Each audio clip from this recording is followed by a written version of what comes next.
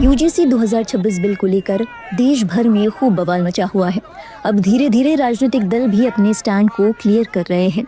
चूंकि मोदी सरकार इस बिल को लेकर आई है तो जाहिर सी बात है कि बीजेपी इसका समर्थन ही करेगी, लेकिन कई विपक्षी पार्टियों ने भी इस बिल का समर्थन किया है। बसपा सुप्रीमो मायावती ने यूजीसी यानी विश्वविद्यालय अनुदान आयोग द्वारा उच्च शिक्षण संस्थानों में जातिवादी भेदभावों को खत्म करने के उद्देश्य से सरकारी और निजी विश्वविद्यालयों में इक्विटी कमेटी बनाने के नए नियमों पर अपनी प्रतिक्रिया दी है। मायावती ने न केवल इस बिल का समर्थन किया बल्कि इस बिल का विरोध करने वालों को जातिगत मानसिकता से पीड़ित बताया। अपने सोशल मीडिया हैंडल एक्स पर पोस्ट करते हुए मायावती ने लिखा, देश की उच्च शिक्षण संस्थानों में जातिवादी भेदभाव के निराकरण समाधान हेतु विश्वविद्यालय अनुदान आयोग यूजीसी द्वारा सरकारी कॉलेज एवं निजी यूनिवर्सिटियों में भी इक्विटी कमेटी बनाने के नए नियम के कुछ प्रावधानों को सामान्य वर्ग के केवल जातिवादी मानसिकता के लोगों द्वारा ही इसे अपने विरुद्ध भेदभाव व षड्यंत्रकारी मानकर ही इसका विरोध किया जा रहा है, जो कि कतई उचित नहीं है। उन्होंने लिखा कि जबकि पार्टी का ये भी मानना है कि इस प्रकार के नियमों को लागू करने के पहले अगर सभी को विश्वास में लिया जाता तो ये बेहतर होता और देश में फिर सामाजिक तनाव का कारण नहीं बनता। इस और सभी सरकारों व संस्थानों को ध्यान देना चाहिए। मायावती ने आगे कहा, ऐसे मामलों में दलितों में पिछड़ों को भी इन वर्गों के स्वार्थी व बिकाऊ नेताओं के भड़काऊ बयानों के बहकावे में नहीं आना चाहिए, जिनकी आड़ में ये लोग आए दिन घिनौनी राजनीति करते रहते हैं। यानी कि इन वर्गों के लोग जरूर सावधान रहें, ये भी अपील है। गौरतलब है, यूजीसी ने जाति आधारित भेदभाव को खत्म करने के लिए उच्च शिक्षण संस्थानों में विशेष समितियों, हेल्पलाइन और निगरानी दलों की स्थापना अनिवार्य कर दी है। ये नियम 13 जनवरी 2026 से लागू हो चुका है ताकि विशेष रूप से अनुसूचित जाति, अनुसूचित जनजाति और अन्य पिछड़ा वर्ग के छात्रों की शिकायतों का समाधान जल्द किया जा सके। हालांकि देश में एक ऐसा तबका भी है जो इन नियमों का विरोध कर रहा है। कई लोगों की ओर से इन नियमों को सवर्णों के खिलाफ बताया गया है। कहा गया कि इन नियमों के चलते जनरल कैटेगरी के स्टूडेंट्स को दिक्कतें आ सकती है। हो सकता है कि कोई उन पर झूठा मुकदमा लगा दे जिससे उनका करियर बर्बाद हो सकता है। यूजीसी 2026 का विरोध करने वालों में करणी सेना का नाम भी शामिल है। करणी सेना की ओर से इस बिल को लेकर आंदोलन की चेतावनी जारी की गई है। इस मामले को लेकर करणी सेना ने भारत बंद का ऐलान किया है। इन नियमों के खिलाफ छात्र और शिक्षक भी सामने आए हैं, जिनका कहना है कि ये तमाम नियम बहुत अस्पष्ट हैं और बहुत ही ज्यादा व्यापक हैं। आलोचकों का मानना है कि नियमों की कई बातें साफ नहीं हैं। संस्थानों की समितियों को बहुत ज्यादा अधिकार दिए गए हैं।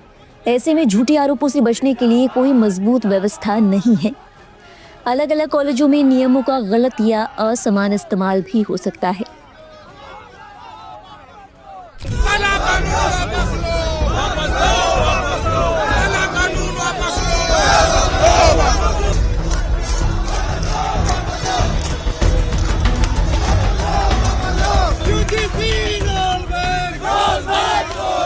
देश भर में यूजीसी के नए नियमों को लेकर मचे सियासी बवाल, छात्र संगठनों के विरोध प्रदर्शन और सोशल मीडिया पर तीखी बहस के बीच कांग्रेस के छात्र संगठन एनएसयूआई ने इस मुद्दे पर अलग रुख अपनाया है। जहां एक और कई छात्र संगठन और विपक्षी दल इन नियमों को लेकर सड़कों पर उतर आए हैं, वहीं एनएसयूआई ने नियमों का समर्थन करते हुए यूजीसी से कई कड़े और बड़े सवाल पूछे हैं। देश के कई विश्वविद्यालयों में छात्र प्रदर्शन कर रहे हैं।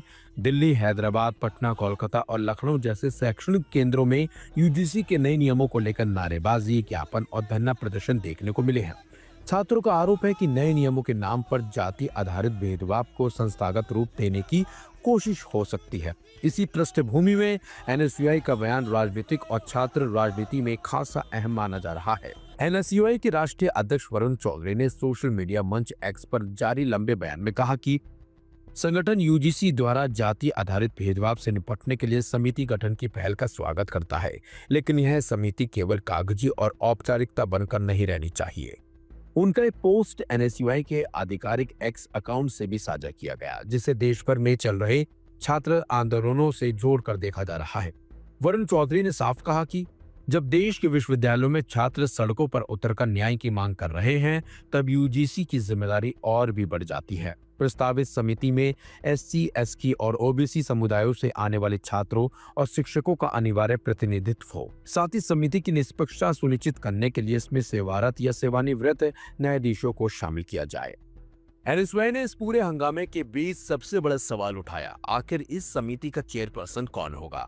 संगठन ने आरोप लगाया कि इस सवाल पर यूजीसी की चुप्पी संदेह पैदा करती है। बयान में कहा गया कि अगर समिति विश्वविद्यालय प्रशासन के कंट्रोल में रही तो यह समानता और न्याय के उद्देश्य को ही कमजोर कर देगी। देश में चल रहे विरोध प्रदर्शनों का जिक्र करते हुए एनएसयूआई ने यह भी कहा कि इसमें पहले बनी कई समितियां, खासकर लैंगिक भेदभाव से जुड़ी समितियां, शिकायतों के प्रभारी निपटारे में विफल रही हैं। संगठन ने आरक्षण नीतियों की कमजोर क्रियान्वयन, शिक्षण पदों में भारी रिक्तियां और आईआईटी से जुड़े कई मामलों को भी उन्होंने उठाया और बढ़ती ड्रॉप आउट दरों को मौजूदा व्यवस्था की गंभीर विफलता भी बताया। एनएसयूआई का साफ साफ कहना है कि देश में जो गुस्सा और असंतोष देखने को मिल रहा है वह यूं ही नहीं है, यह उच्च शिक्षा संस्थानों में व्याप्त जाति, लिंग और सामाजिक भेदभाव का नतीजा भी है। संगठन ने मांग की है कि यूजीसी हर विश्वविद्यालय और कॉलेज में एक मजबूत, स्वतंत्र और सशक्त समिति का गठन करे जो शिकायतों पर कार्रवाई करे, जवाबदेही तय करे और पीड़ित छात्रों को न्याय भी दिलाए। देश में जारी विरोध प्रदर्शनों और राजनीतिक घमासान के बीच एनएसयूआई ने साफ कर दिया है कि वह हर तरह के भेदभाव के खिलाफ सड़क से सोशल मीडिया तक संघर्ष जारी रखेगा और यूजीसी के किसी भी कदम पर पैनी नजर बनाए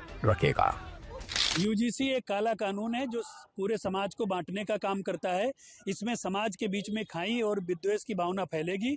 इसको वापस लेने के लिए हम लोग ज्ञापन देने आए हैं। राष्ट्रपति महोदया को संबोधित हम लोग ज्ञापन दे रहे हैं कि इस काले कानून को वापस किया जाए और जिससे समाज में विद्वेष की भावना न फैले, सब लोग साथ में मिलजुल करके जैसे पढ़ाई करते हैं यूनिवर्सिटी, विश्वविद्यालय में, उस तरीके से आगे भी अनवरत चालू रहे। अगर सरकार आपकी मांगे नहीं मानती है तो क्या? तो हम लोगों के हाथ में प्रदर्शन करना है। हम मुख्यालय पे भी प्रदर्शन कर रहे हैं, हम प्रदेश मुख्यालय पर करेंगे, देश के मुख्यालय पर करेंगे और सरकार को वापस लेना ही पड़ेगा। सरकार जनता से आगे बढ़ करके थोड़ा हो जाएगी।